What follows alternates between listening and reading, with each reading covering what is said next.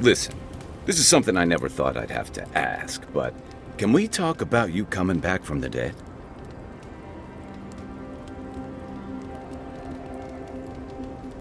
To be honest, this would be weirder if you did.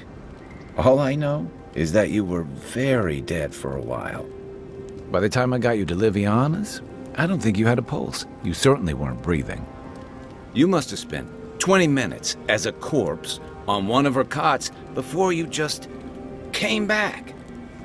What did you see while you were gone? What do you remember?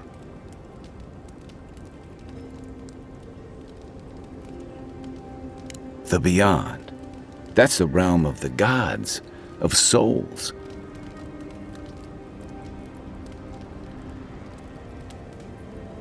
Well, that sounds kinda nice. What did you see there? Wait, someone? Who was it, or what was it? Well, that's good. Imagine how much worse this would be if you had two cryptic entities clamoring for your attention. So, someone is reaching out to you from the beyond. They saved you from death, and now they want you to free them from wherever they are. Do you trust them?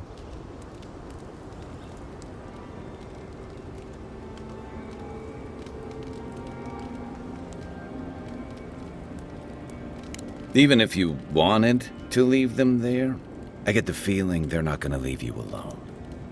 Well, even in the land of the strange, you have had the strangest experience I've ever heard of, and you haven't even left Dawnshore. That's quite a feat.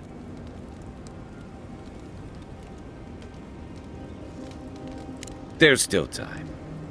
So, this whole time you were in the beyond, and then you were just sent back.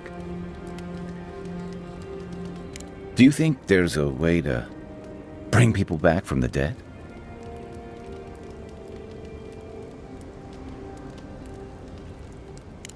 Yeah, probably not. Still, thanks for humoring me. You must be tired. I know I am. For now, let's get some rest. Should I break out the booze?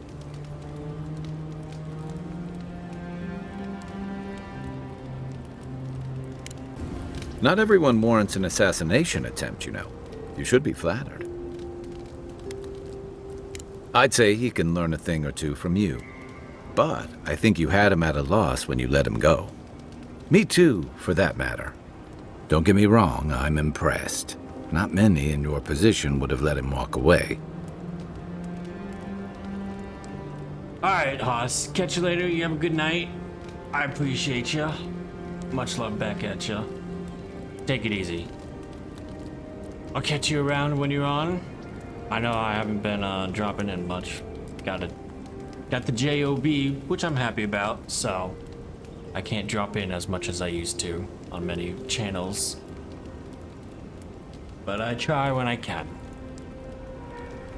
I'll most definitely see you around, Haas.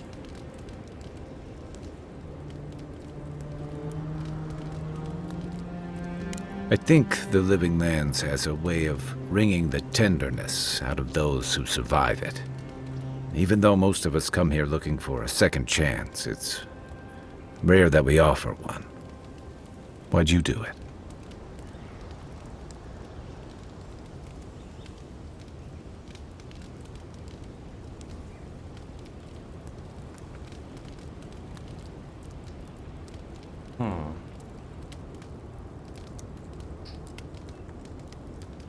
Pragmatism, he'll tell his story.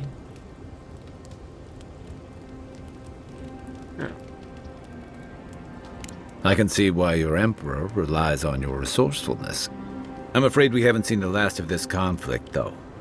Eagwolf isn't the only hothead in the Living Lands, and he's certainly not the only one with his hackles up about all you Adira newcomers. And Ludwine and the Steel Garrote are only making matters worse. They're a match to a powder keg. Your ambassador and the rest of the Adiran forces have been dragging the frontier, kicking and screaming towards order and civilization. All the things that half of us moved here to escape. Then, one day, Ludwig and the Steel Garrote show up to reinforce the Adiran presence, and they're as harsh as Wodaka herself.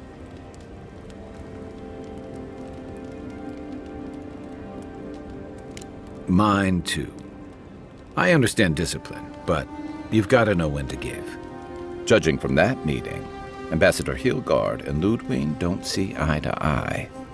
I'm afraid that means trouble on the horizon, especially if Ludwig starts operating around him. Nice to know I'm in good company. Except it's more than your head on the chopping block. I promised someone I'd do my part to look after all of us riffraff who've made a home here. My best chance of doing that is helping you investigate this plague and keep a lid on tensions. And, hopefully, fend off any future assassination attempts. The feeling's mutual. It's nice to share a campfire again. I think that's enough doom and gloom for one night, don't you? Sleep easy, Envoy. On your arm. It's not every day you get to deal with the person who killed you. And since you set them free, you get to deal with them again sometime in the future.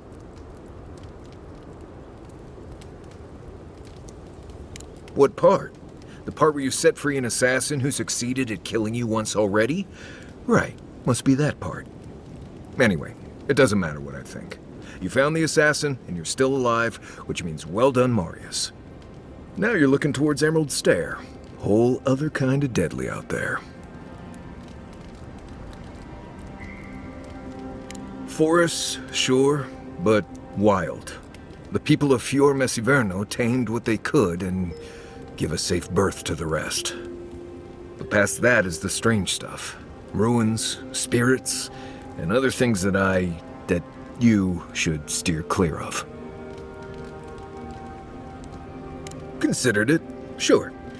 I wouldn't be much of a guide if I dropped you off at the edge of Dawnshore and said, good luck. Good to be here. We've got a bit of a walk ahead of us. You might want to get some rest. Anyway, Fior Messiverno.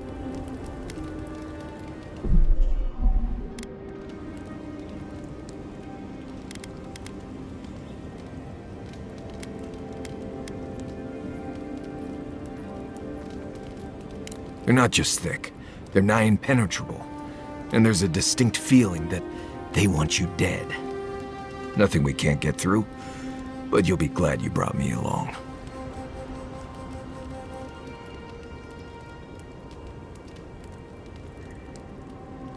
I do have some experience with Emerald Stair. I've led a few people there from Paradise or Thirdborn, and I've almost lost someone on every trip. Someone's slipping. I said almost.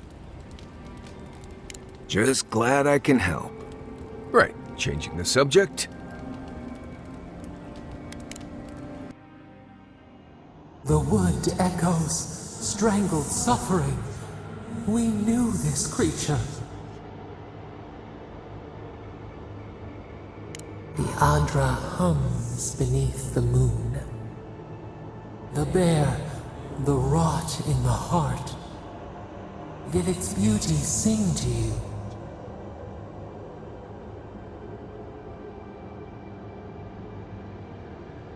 Wilt then grow again. What gleams cannot be a monster? We wish you had not killed it.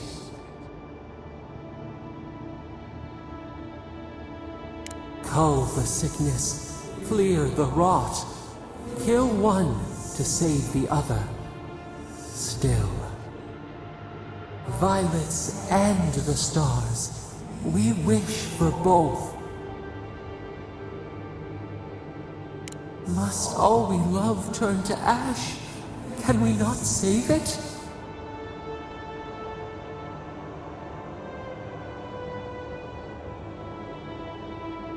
Even if... No. We should not question this. Mercy like a knife. It hunts all of us. God, mortal, beauty. Sleep now. We ponder. Thoughts and whispers, we feel them rumble beneath the surface. We smell conflict. Kith turn on kith. We do not understand.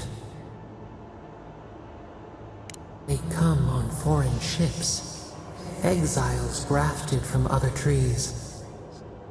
The salt clings to their hair, the scent of distant shores to their skin. Branches unimpeded. Why?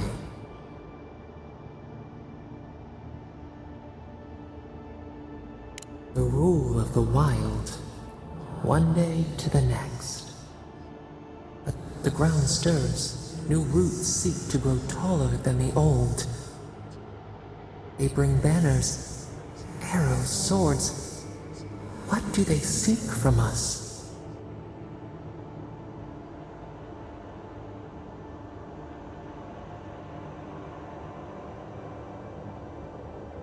The Claviger's blood on the breeze. Wolves fighting for territory. Is the instinct to conquer innate?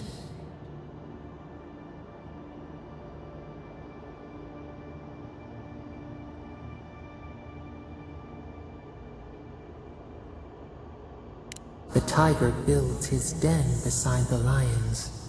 Anxious peace. Wait. We have forgotten something. A memory we misplaced. We reach for it. It calls to us. A past. Theirs. Ours. The layers of the land. It whispers in the eastern wilds. This is all we know. We learn much. Sleep now. Dream of warm tides and purple leaves. Ranch. Smells beautiful.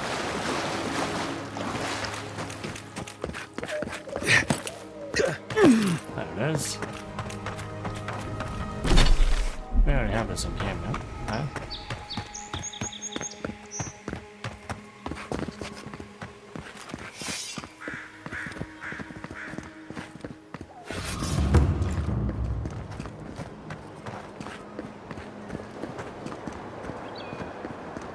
The so-called godless people. Disappeared centuries ago, but left plenty of ruins to remember them by. First rule of godless ruins, don't touch anything.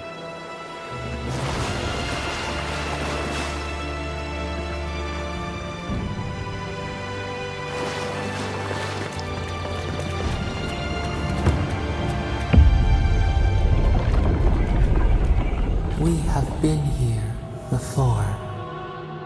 Does the new earth settle beneath your feet?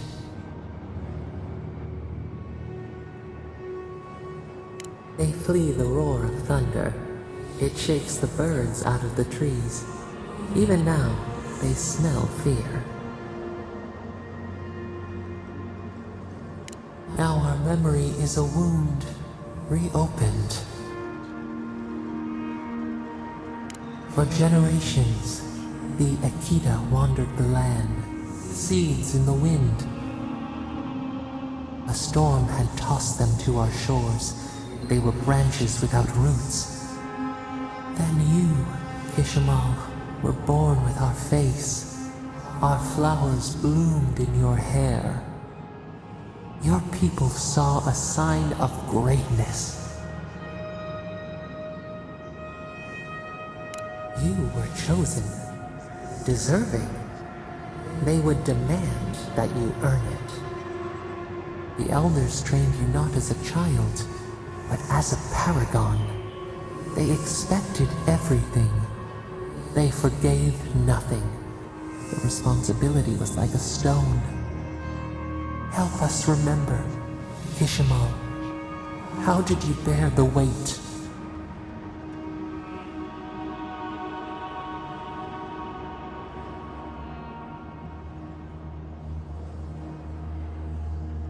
Your defiance inspired others to seek new traditions, new ideas. The more that you resisted your calling, the more you fulfilled it. When you came of age, turmoil stirred. Lightning split the bark. Some tired of their exile. They wanted to return to their ancestral lands.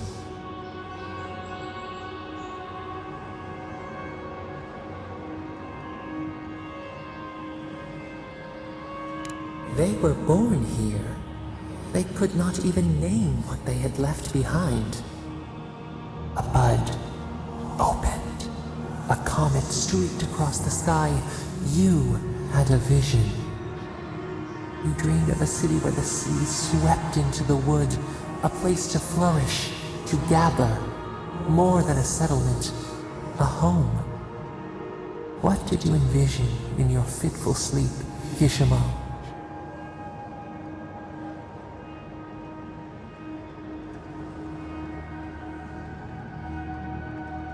The Akita could not remain isolated if they were to thrive. They needed to open their arms to each other, and to outsiders as well. So the carpenters and masons set out, but we resisted them. What was a wall to a trailing vine, an arch to a mighty oak?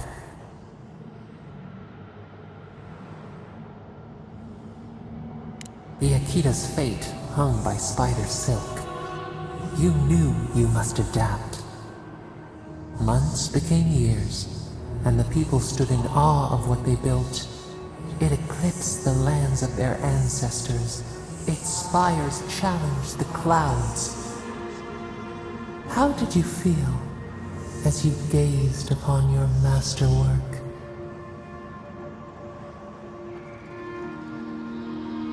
Your greatest trial awaited you. The people reasoned that the one who had built the city should lead it.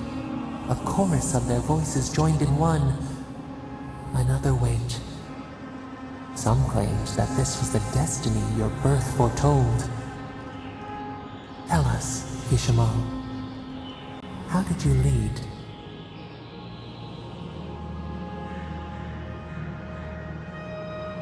You learned the value of balance. We should like that to be our way.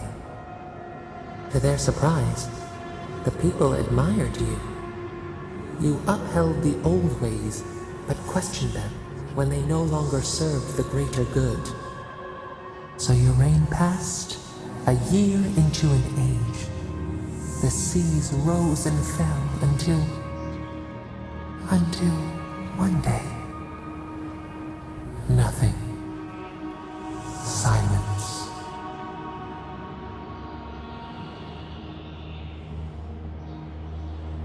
We see ash, devastation, a lifetime reduced to dust. We can remember no more, no matter how far we reach back.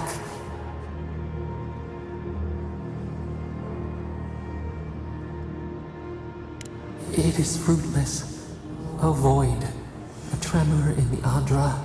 Perhaps it should not be known. Yet one shape shines through the canopy of our memory, a face amid the rubble. You, Kishimo, what became of you?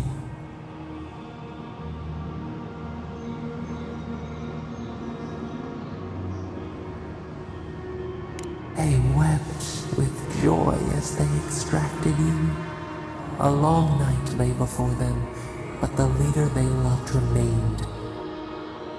As the earth settled, we felt their hope in the darkness, and we learned. We twined together, We reach for the sky. We grow. We grow. We grow.